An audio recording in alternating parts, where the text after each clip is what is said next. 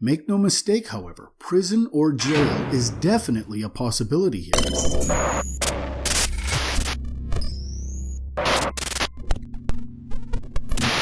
Recently, there has been more and more criticism of Jordan Peterson. Charges of his being a pseudo-intellectual, a charlatan, or worse, keep appearing with greater frequency. I had begun to put together a few videos that went through some of these articles to address their problems point by point or paragraph by paragraph. What I found, however, was that the articles and videos would constantly make many of the same mistakes or use many of the same tactics. It doesn't make any sense to repeat the same clarifications after every article comes out, so I thought I would begin by making a few videos that will address the most common mistakes made by those who criticize Jordan Peterson. Now, some criticism is fair. Some of it I also agree with, but much of it is incorrectly stated and either false from a factual standpoint or intentionally misleading. In this first video, I hope to address a point that I seem to be seeing more and more in recent articles and videos. A common statement that I see is that Jordan Peterson is just plain wrong about the free speech issue and pronoun use. Almost everyone uses the same points. That looking at the legal bill that Jordan Peterson had an issue with has proven to them that there was no requirement for people to use pronouns, and that the argument Jordan Peterson made, fearing the government was compelling speech, was false. This, it is argued, is either because Jordan Peterson is foolish, or that he knowingly misrepresented this belief in order to profit from YouTube, Patreon, and fame.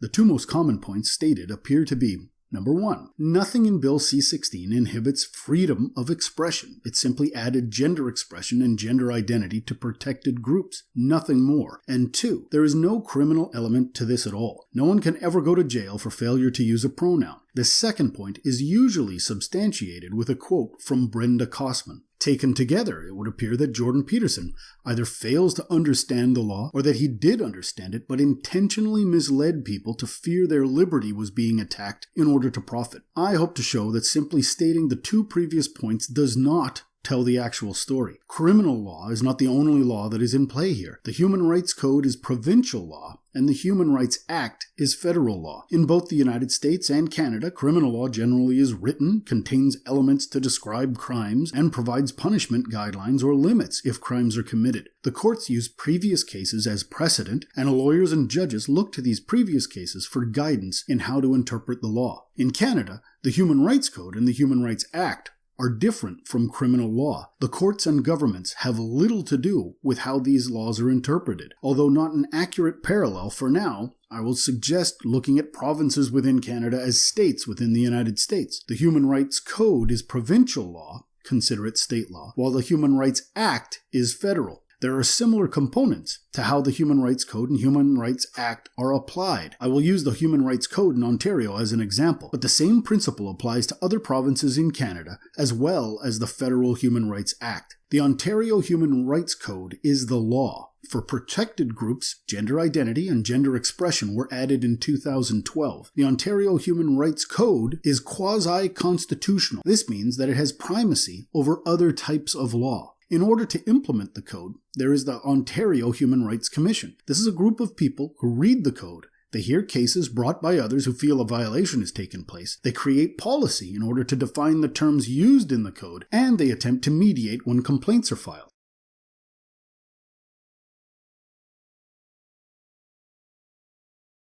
The policy is made only after the code becomes law or an amendment is made.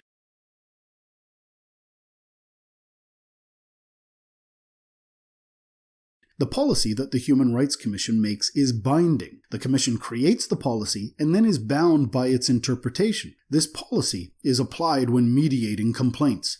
If a complaint is either unresolved or is considered severe, the Commission can refer the case to the Ontario Human Rights Tribunal. The Tribunal makes judgments and can issue monetary and non-monetary penalties to those they find at fault. For instance, they could impose a fine and require a person to take bias training or sensitivity training for hiring practices. If a person refuses to pay a monetary penalty, their wages can be garnished, their assets frozen or seized, but they cannot go to jail. If, however, they refuse to act on the non-monetary penalty, they can be held in contempt of court and jailed. This was challenged in Canada all the way back in 2011, but upheld. Human Rights Tribunal orders must be followed or they can bring their own contempt of court proceedings. The decisions of the Human Rights Tribunal can be appealed in the normal court system. These appeals can go all the way up to the Supreme Court of Canada. What's important to note here is that the policy created by the Human Rights Commission impacts the decision made by the Commission itself, by the Human Rights Tribunal, and by the courts. Unlike criminal law, the courts and government have very little to do with shaping how the Human Rights Code is interpreted. Make no mistake, however, prison or jail is definitely a possibility here. Now, although this represents the provincial level, the same commissions and tribunals exist at the federal level. The same relationships are in place with the Canadian Human Rights Act, the Canadian Human Rights Commission, and the Canadian Human Rights Tribunal.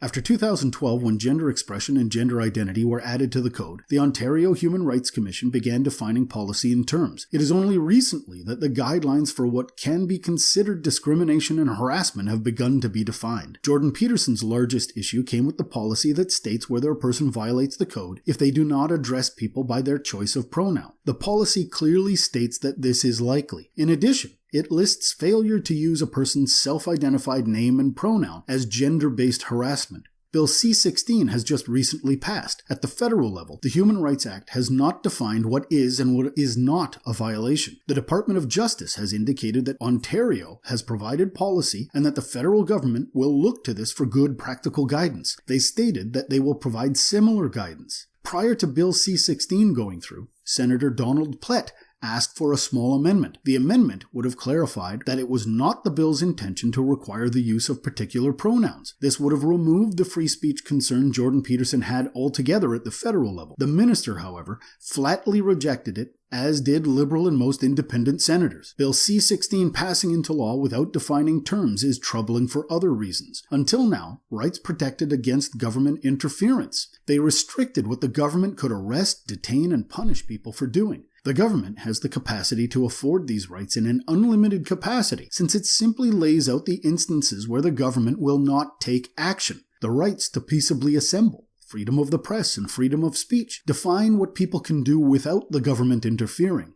Certain laws, such as hate laws, may restrict what a person can say, or a law may define that a person cannot be denied a job because of membership in a group. The policy already exists in the province of Ontario, claiming that the failure to use a pronoun chosen by someone on the basis of their self-identity is likely to be considered discrimination. The Canadian Department of Justice has indicated that policy, using Ontario as a guide, will follow. This is not a law that restricts what someone can say. It is the only law that includes policy describing what someone must say. There is no history of this, no precedent, and no long-term examples of where it may lead. Human rights commissions are also not neutral entities. They are advocacy groups with wide agendas. The argument that compelling people to use pronouns is lawful because it is reasonable is not the point at all. It is not a matter of what is respectful, polite, or offensive. The point is that there has never been a law compelling someone to speak certain words before. A person must have an understanding of how human rights law is created, interpreted, and applied in Canada to fully appreciate how unique this law is. Nothing in the past compares, as nothing like this has ever existed. Also troubling is how far those who support the law go to try to hide this fact. When an associate professor of law, Kyle Kirkup, was asked if there were a trans person and the pronoun used to describe that person was not traditional, would that person have a case before the Human Rights Commission? Kyle Kirkup,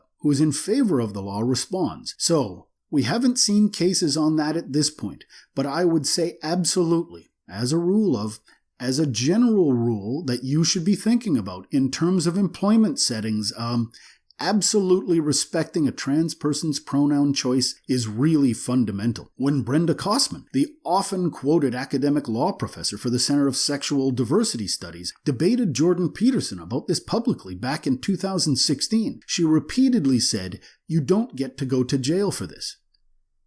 An Ontario Human Rights Commission offence will result in a financial or a non-financial penalty such as rehiring or training. So what happens if a person refuses to pay the fine? You don't get to go to jail. I'm sorry, you don't. The mechanisms of civil enforcement come into effect. The two most common forms of enforcing judgments are seizure and sale of assets. And if your assets do not sufficiently cover the fine, then your wages will be garnished. It's about money. So yes, it's true, your assets might be seized, your income might be garnished, but you don't get to go to jail. Brenda Kosman's failure to state what would happen if a person fails to comply with a non-monetary penalty is telling. She acknowledges that both monetary and non-monetary penalties can be applied, but only talks about the repercussions associated with a person not complying with paying a fine. Otherwise, it seems she is often quoted for only referencing the Criminal Code section and not dealing with the Human Rights Commission policies and their application. Jordan Peterson was also scheduled for a debate about the pronoun issue back on January 23rd of 2017. The person scheduled to debate him did not appear, so a professor of law from Queen's University argued against Jordan Peterson in his place. Prior to beginning, the debate topic was written on a chalkboard. Be it resolved that people have the legal right to decide the pronouns by which they will be addressed. After Bruce Pardy's opening statement, Jordan Peterson made corrections to what was written on the chalkboard as he felt it did not address the argument or reason for debate. He changed it to read, "Be it resolved that people should have the legal right to insist upon by force the pronouns by which they will be addressed." There is a clear distinction between the meanings of those two statements, and the difference is what is telling. Although many ridicule Peterson and warn that he is fear-mongering and is phobic about one thing or another, he has repeatedly stated that his opposition is only in regards to the powers of a government agent to compel the speech of an individual. He may have issues with activists and issues with the ideology behind gender unicorns, but these issues are entirely distinct from the freedom of speech issue at the core of his argument. Distinct, separate, and not connected. The fact is, the policy created by the Ontario Human Rights Commission interprets the law to mean that failure to use words that are not yet defined will be both discrimination and harassment. Failure to comply with a tribunal order can result in jail. The federal policy has not yet been clarified, but they have said they will look to Ontario for good practical guidance. When presented, an amendment to simply clarify that compelled speech was not an intent was rejected. To suggest that Jordan Peterson has misrepresented this, or that his opposition is based on harmful phobic stereotypes, is simply not correct. My final piece of advice for those who would criticize Jordan Peterson for his opinion on the use of pronouns and compelled speech is this. Please stop quoting news articles that in turn quote academic law professors who do not try cases in front of tribunals or courts. Look to the laws yourself. Or listen to the concerns of trial attorneys who spoke in front of Canada's Senate hearings on Bill C-16. Make informed decisions based on what the laws and its policies say and understand how they work together. Links for source material are available in the description.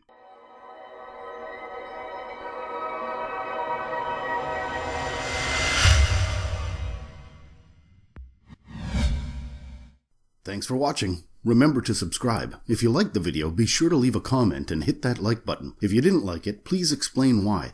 Open discussion is the only way to have a better understanding of differing views. Sharing this video on social media can help keep conversations alive. Now, here are a few other videos that you may be interested in.